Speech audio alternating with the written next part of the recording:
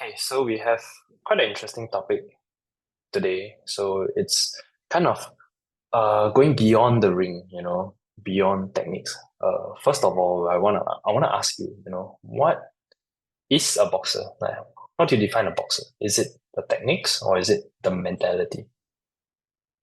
Ooh, it's like for me, right? What defines a boxer? Have you heard of this thing called a growth mindset? Like it's been like spoken many times. Like in terms of like when it comes to learning, in academics, learning in the workplace. Like uh, a growth mindset basically is someone who is teachable, someone who is able to learn from their setbacks, to acknowledge their weaknesses, and to grow from there.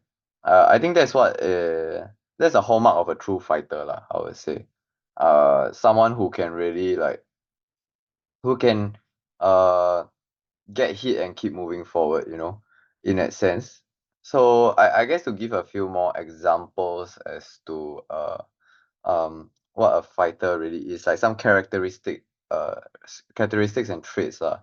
I think first of all, a fighter definitely, um the heart plays a real part lah. The purpose, the purpose of as to why they start fighting, even like what do they want to overcome. Yeah, a fighter is someone who overcomes their own personal struggles and fears. It's not about other people's struggles. And I'm also talking about in a Singapore context, more like in a Singaporean context, because if you're not aware, like fighters in Mexico, fighters in Philippines, even Manny Pacquiao, they fight for a living. That is also a purpose, but uh it's more of a necessity than a want, Yeah. I guess that's the first, right? Like where your why must be really meaningful. And secondly, it's also got to do with like your humility, you know, understanding that there will always be someone better than you. All right. And I don't think that's a bad thing to realize, because uh whenever we like, maybe I give you a reference, when we are sparring, right, you should never be the one who is beating everyone up, who is really like doing very well. Because when you are the one who when you're the one dishing out the punches instead of receiving them, uh it's almost like a big fish in a small pond, because there will always be someone better out there. Even if someone is the greatest of all time, even if someone is the current champ in the world, they will also eventually, age will also like sort of level the playing field, and someone else will be better. Yeah, I think understanding the concept of this concept lah, it will bring you far, will allow you to grow progressively, instead of stagnating, and instead of thinking that you are the best, you're undefeated, nothing can change your style, you know yeah. So don't get me wrong, right? The heart plays a big part, right, in what defines a fighter, but it's also got to do with your physical and your adaptation to motor skills. So a fighter can be strong-hearted, right? Can be humble, but a fighter may also need time to refine their hard skills. So you can refine your techniques, right? Not everyone can master the technique at the same pace. So some people may struggle at times, but I think that's where the growth mindset comes back lah. Yeah. So I also want to know, like, Chris, what's your take on maybe the growth mindset, and what really like defines a fighter to you? Yeah. Oh, to me, actually, I'm a firm believer in learning from your failures. I feel very strongly that failures are more important lessons than winning, because to me, I don't think you learn anything from winning at all. I Mm. think you have to fail many, many, many times in order to win. You might win on your first try, like without training, but Yeah. that's not sustainable. It might be a stroke of luck or something like that. But I'm a firm believer in failing, and failing early, and failing a lot of times, and failing uh and basically taking the failures and turning them into victories in the future. Mm. That's how I see failures, and that's why I think it's very important to also state that in fighting, yes, like you said, Mm. physical plays a huge part, but the mentality factor is very important also. Which kind of leads me to the next question of in boxing, how do you kind of like, what's the ratio of physical and mental? Is it like 50% physical, 50% mental, which makes a perfect boxer? Ooh. Actually, my coach used to tell me this. The the moment you step into the ring, the chances of winning the fight is already 50%.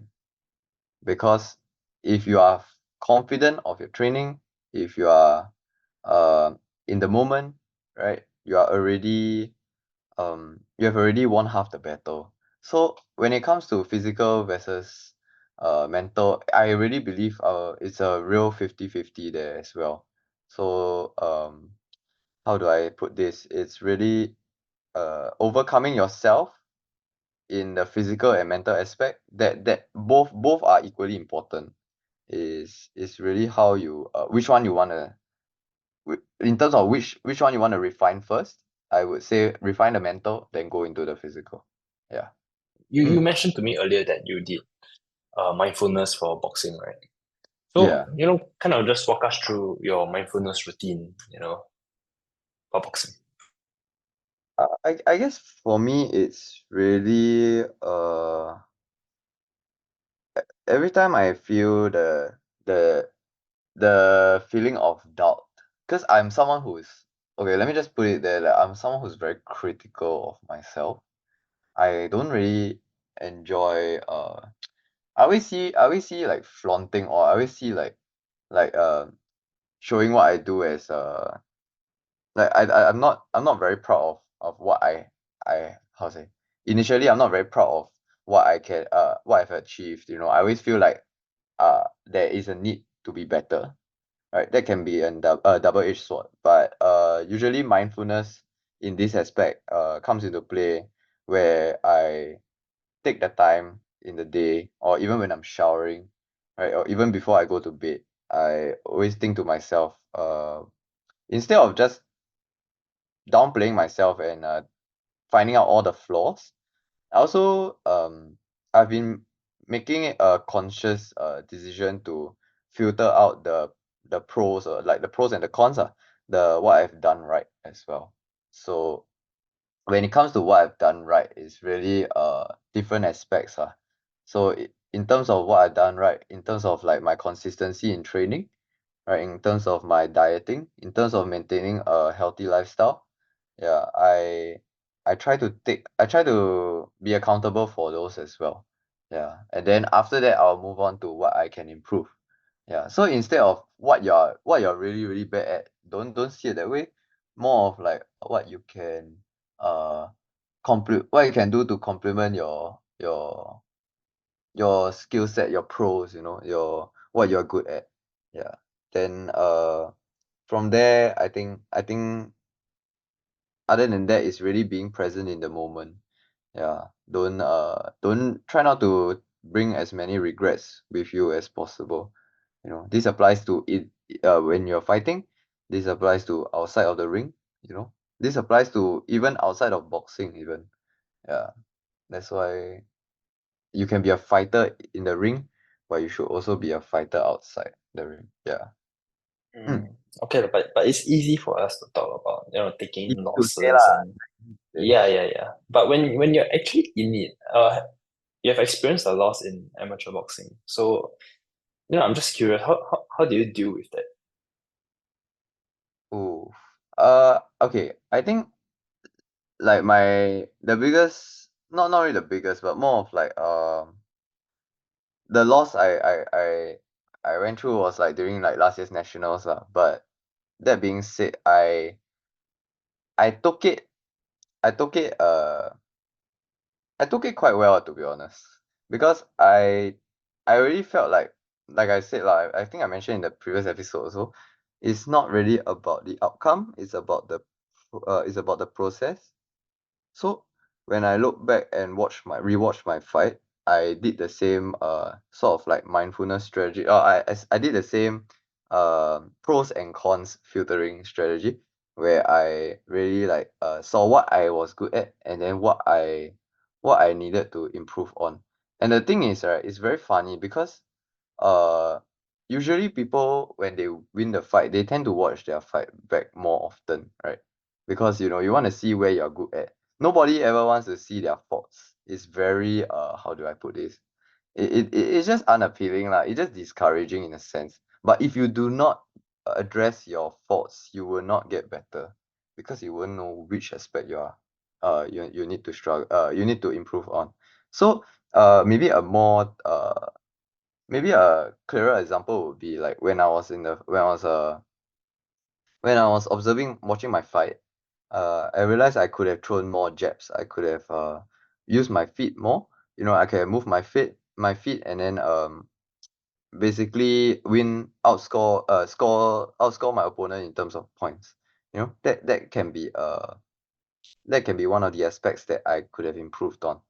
Yeah. But in terms of the loss itself, I felt like I trained hard, I trained well.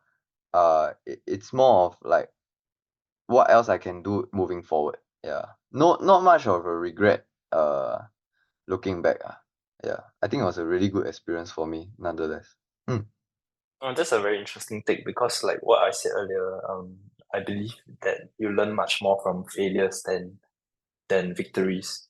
And Yeah. it's interesting coming from you that you said, people tend to watch uh what they do Mm. well, but it is the losses that kind of push you to look at what you have not done so well. Mm. And I think the pain of a loss would really actually guide you more than the joy of winning. You don't Yeah. want to do the same mistakes again. You really want to learn from that. So I think what we can take away from this is to become better, first of all, you need to learn how to fail, right? Do you agree? I do agree. I agree that like uh you have to even things out before you continue moving forward. Yeah.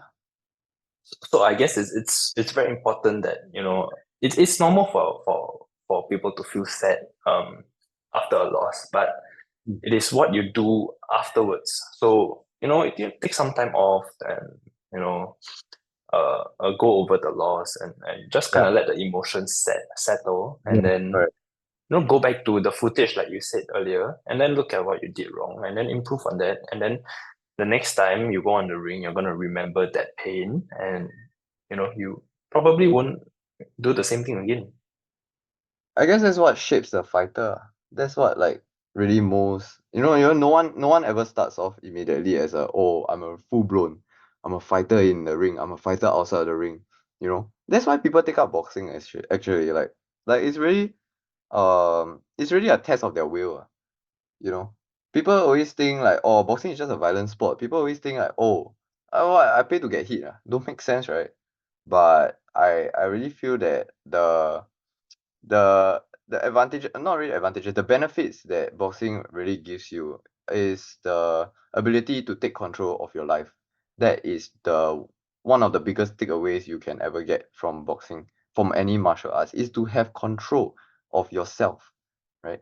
Because you can be in the corporate world, you can have like politics, everything's going on, everything's out of your control. But when you're in the ring, when you're fighting, you are the master of your own fate, and that's the beauty of it. Yeah. Mm. Man, I totally agree. So I Yeah. think maybe just to wrap this up, from what I'm hearing now, how to become a better boxer is to really focus on what you're weak in and work on it, and don't be discouraged by it, and go out there and improve and have the growth mindset. Yep. Correct. Can't agree more, man.